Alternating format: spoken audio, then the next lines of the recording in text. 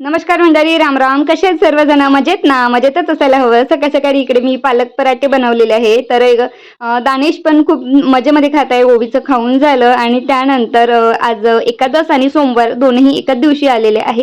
तर इकडे मी साबुदाण्याचे पापड आणि चिप्स वगैरे तळून घेतले आणि त्याच कढईमध्ये साबुदाणा सुद्धा केलेला आहे. दही आदल्या दिवशीचं होतं, तर त्यामुळे थोडं आंबट होतं म्हणून इकडे दह्यामध्ये मी नेहमी मीठ टाकत नाही, कारण की दह्यातले जे गुण जे असतात ना ते मिठामुळे मरतात.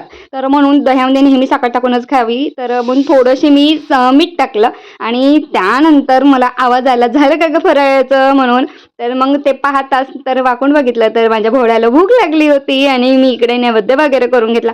तुम्ही म्हणाल की काय विचित्र बोलते, तर हो, माझ्यामधली आणि त्याच्यातली बॉन्डिंग आम्हा दोघांनाच माहिती आहे.